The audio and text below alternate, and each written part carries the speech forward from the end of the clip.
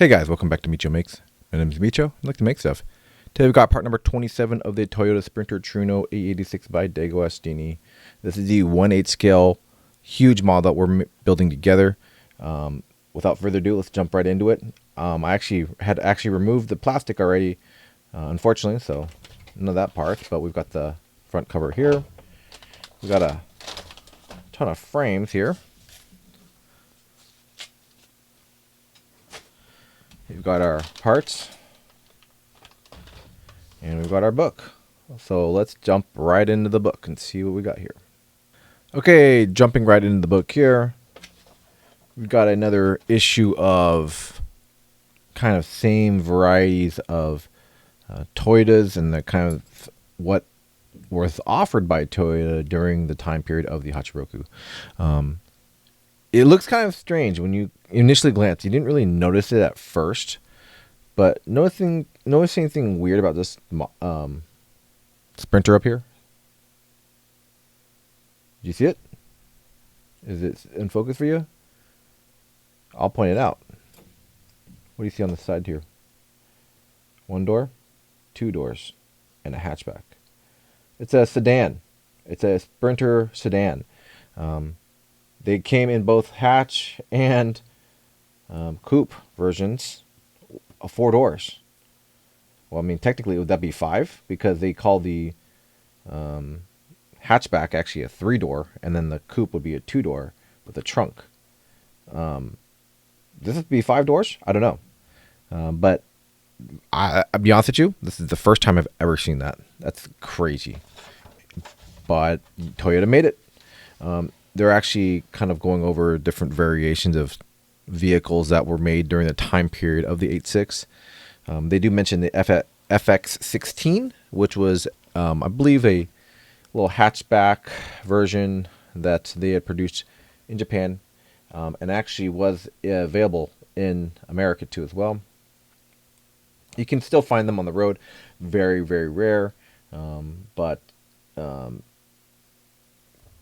yeah, there's something to think about, especially when Toyota is releasing a ton of different variations of the vehicles that they had. At the same time, they were being very, very competitive with American brands too as well.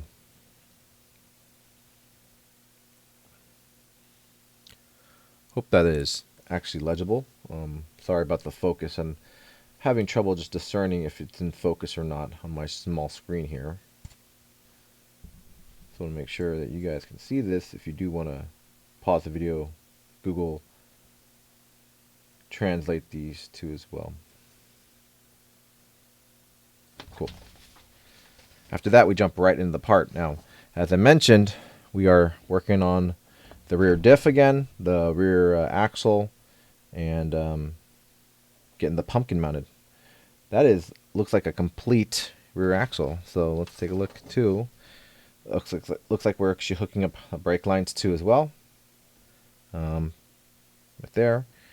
And also getting it mounted. So that's actually a pretty big part. Pretty excited. Actually, it's, 5 pages worth of stuff. So it's going to be kind of a long video from what I can tell. Let's, without further ado, let's just jump right into it.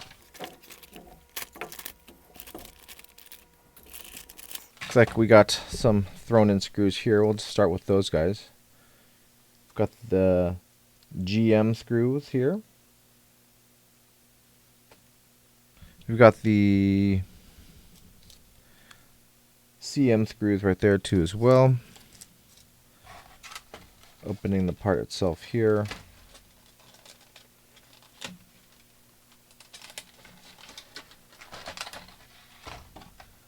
The first part right here. Okay, so this part right here is the lateral control arm bracket. As mentioned before, we've got the lateral control arm as well. This is actually plastic. It's not metal. We've got one spring here. Whoops. Got the other spring here too as well. So 2 rear springs it looks like. We've got the front side of the pumpkin that connects directly to the drive shafts right there, or the rear differential. We've got the rear side of the rear differential housing with the LSD fluid intake. Now, obviously, they're not going to give us any kind of LSD or anything like that, but it's kind of cool. Unfortunately, there was not. It doesn't look like we're doing any details for that too as well. This also looks like the drive shaft connection point too as well.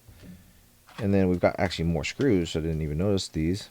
Got the AP screws. We've got some AM screws, and we've got the DM screws. So those to the side. With that, we'll go get the camera readjusted so you guys can see this stuff a little bit better. In addition to the stuff that I had actually just laid out, we actually have to pull the other stuff too as well.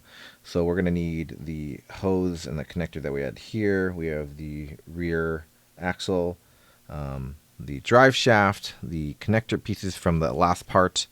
We're also going to need the AEM screws that we have here. We have the AHM screws here, and then also the CM screws too as well. So a lot of extra parts that we had actually been storing for a while are going to be included in this part of the build. So this is going to be a pretty involved one. So I hope you're ready for a longer video. Okay, first part, we're going to be taking this portion right here of the pumpkin or rear axle, and then we're actually going to be attaching the part here for the drive shaft. We're going to be using a AM screw. I've already got that ready right here. And just attaching this to this body part right here. The little keyway, a little hole you can see right there. Drop that in through here. Just be very careful. Try to get this threaded in real nice.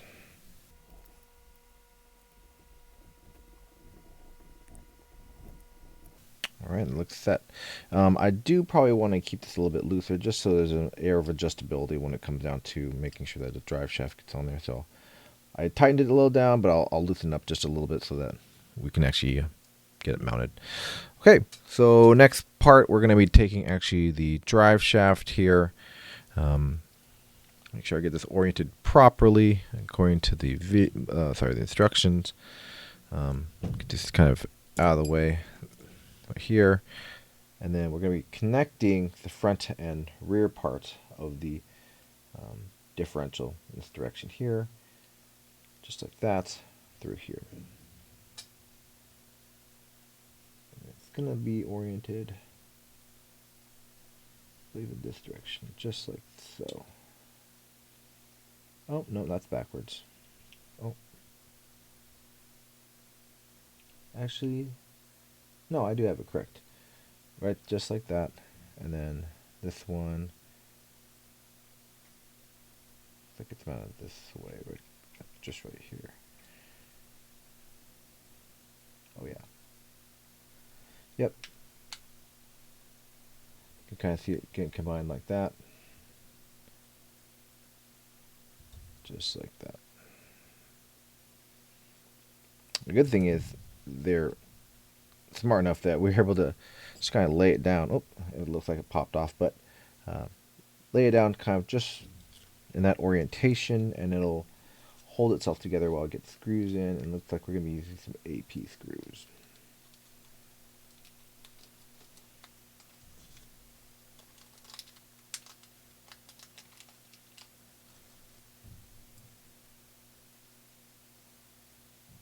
Okay, get one ready. Get this realigned back here.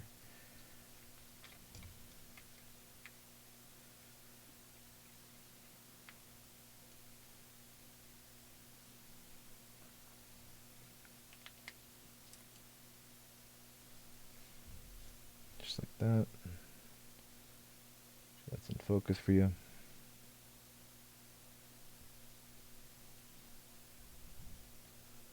Sorry, I'm try to hold on to this and film at the same time so you guys can see it. See it just right there.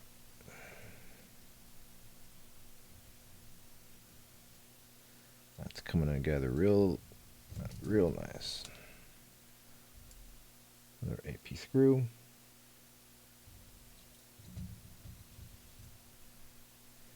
See the hole right there.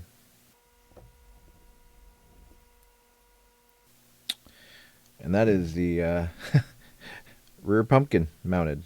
Look at that. That's so cool. I want to double check and make sure I didn't get the... This looks like a fill plug because there's usually a drain plug down here. I know that on the rear diff. Maybe it's actually down here. That's a fill plug. I just want to make sure that I get that oriented right because I didn't want to make sure that that wasn't actually the drain plug and I screwed up. No, I'm looking at the reference photo and it looks real good. Cool. Actually, no, my bad. This is the drain plug and this is the fill plug. It looks like, or maybe I know I just had that up backwards, upside down. Yeah, that might actually be the drain plug because you can see here these are the points for the suspension to sit on the springs itself. Yep, and then the rear suspension will go up like this. Nice, just like that. Yeah, there you go.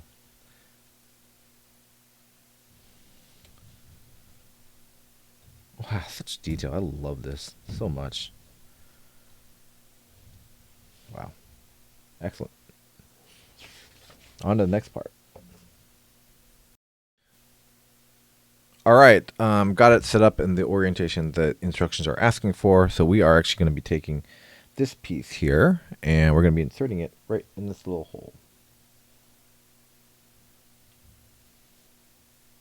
And there's a little keyway you can kind of see in that direction there. Sorry, it might be a little bit blurry. Taking it into focus.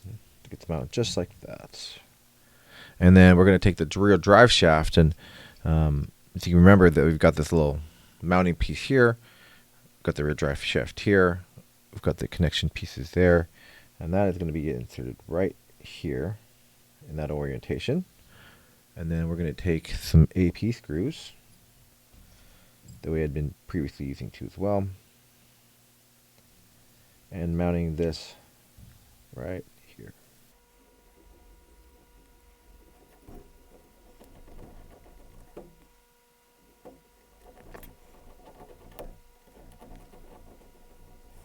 Again, I over tighten these a little bit. Just going to back off just a little bit. And these universal joints.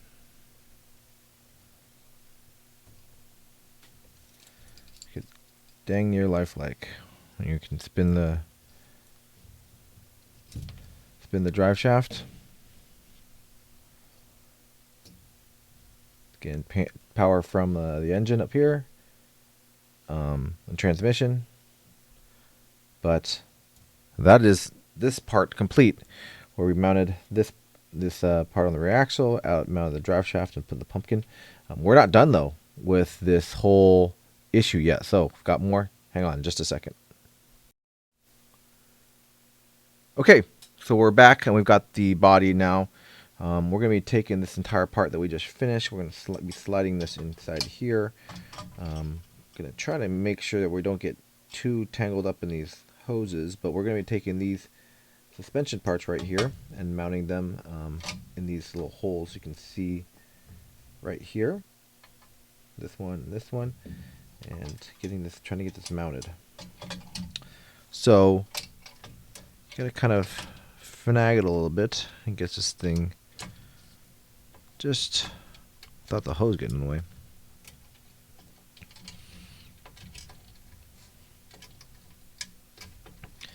Set a little bit, just like that.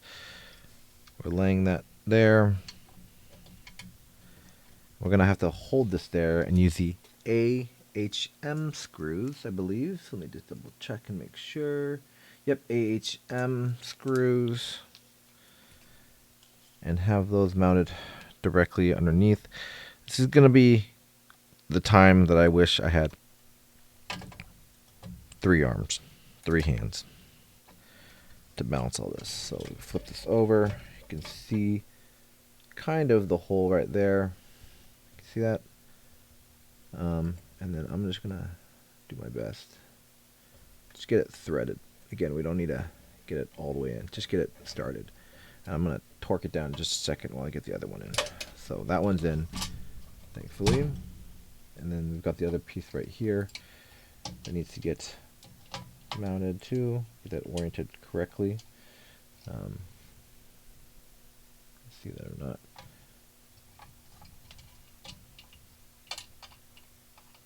There, that's pushed in. Hold it down with my finger. Actually, let me get a screw ready first.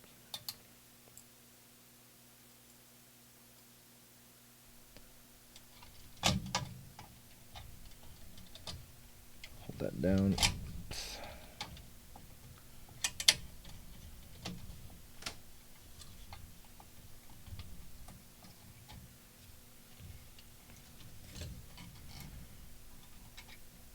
Just do a whole little claw thing that I've got going on here.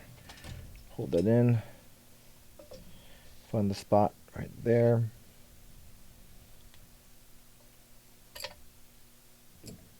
Whoops.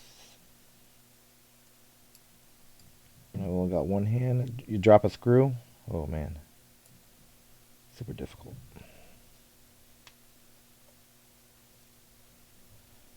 Let's get it started. Just a few threads, and then I can torque it down. Okay, got it started. Awesome. Now they're not going to go anywhere, so we'll go and get this one all locked in.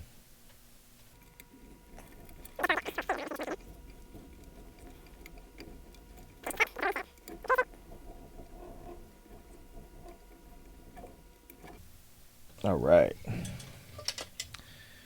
Now we kind of half got the rear suspension in. You can see it kind of floating there. Looks like this one actually, this bottom one needs to get torqued down a little bit more. It's still floating there a little bit. Over there, let's get it torqued down a little bit more.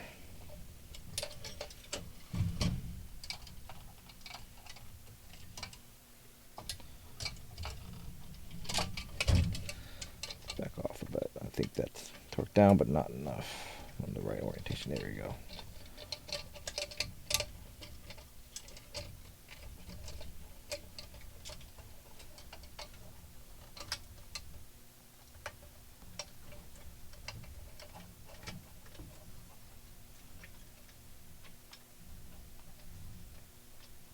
Okay.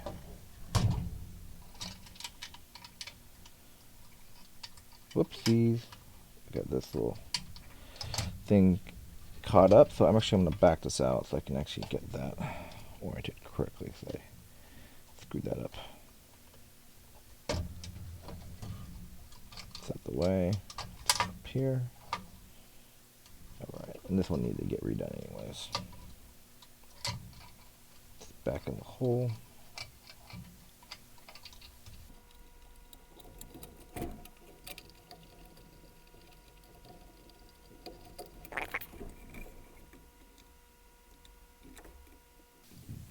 A little more challenge than I'd like, but I think this is probably the hardest part when you're doing something like hanging the suspension rear axle here.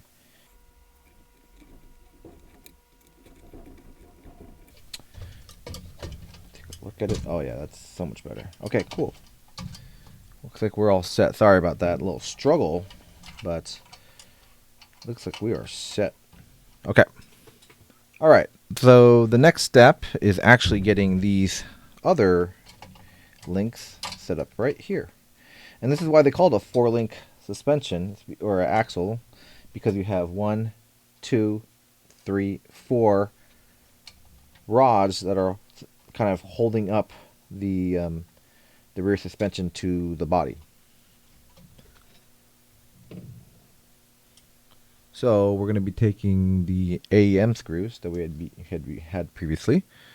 Where'd those go? Here. Right here.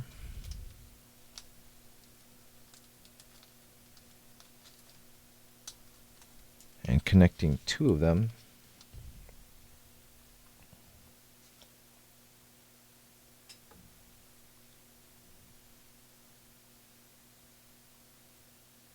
to this part.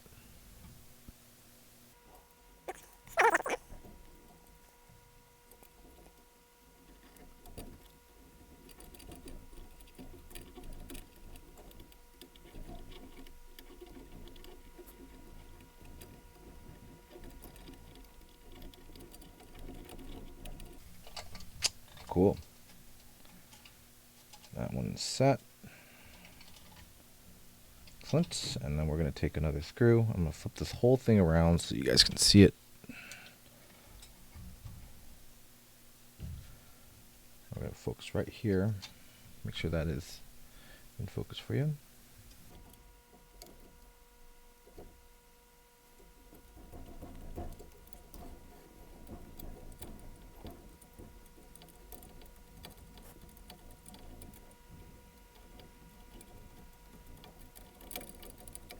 Awesome. Look at that. That is a connected rear suspension to the body. Obviously, there's a lot of other stuff we got to connect to, but that's huge. All right, next part. We are actually getting the rear sway bar attached. So let's zoom back out. It's a little more centered for you. So this is the rear sway bar right here. It's going to be laid right here, and put on these attach points right here using these two brackets that we had from the previous part. Oh, I actually know this is part. Maybe, I think maybe it was the previous part. Doesn't matter. We're going to be using the let's see here, 26F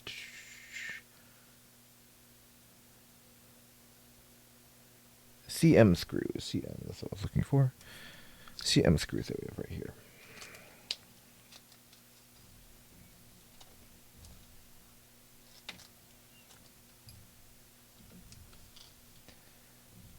There's two of them. And for these are there's no orientation to them, but we just need to try to get this connected. Just like that, we might need to raise this a little bit. There. Just like that. Actually, focus and zoom in a little bit so you can see that. It's kind of difficult. Obviously, it's all black, so it might be a little bit hard to see. My apologies.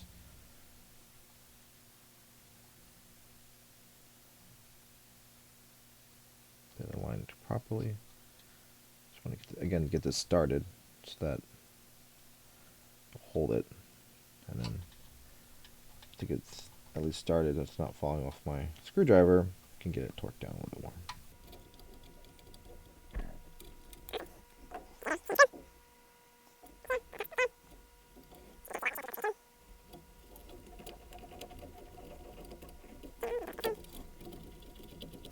All right.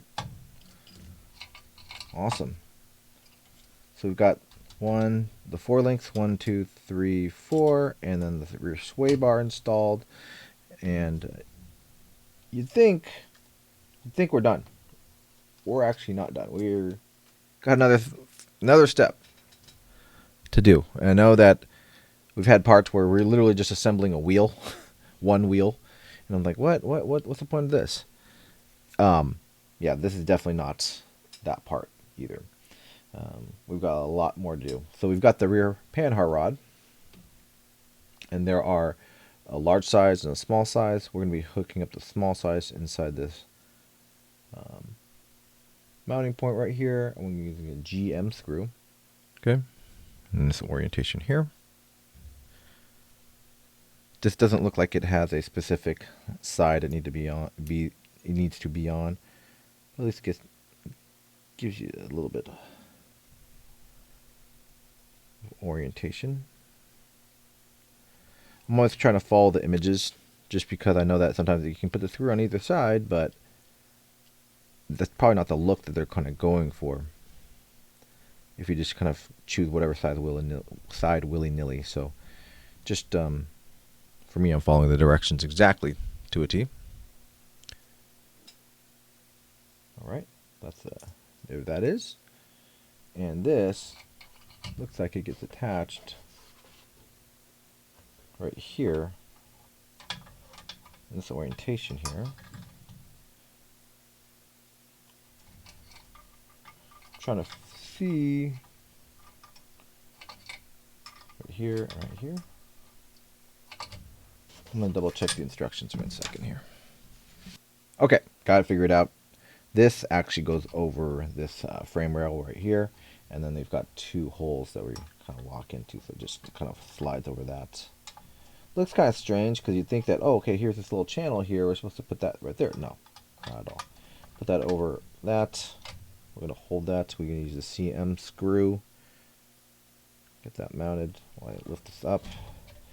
A couple holes right here. You can see that, hopefully.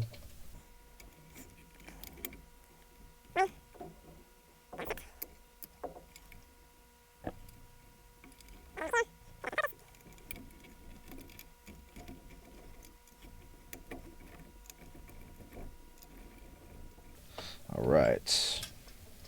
Awesome. The rear panhard rod in, and I believe it goes right here. Obviously, that's kind of like the most logical spot. Let me zoom in on that so you can see it. Right here. That's the most logical spot for it.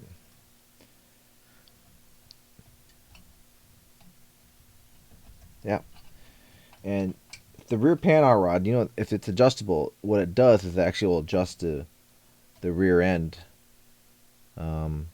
laterally. Once we get it mounted that way, we're going to be taking a DM screw and mounting that there. Okay, take the DM screw.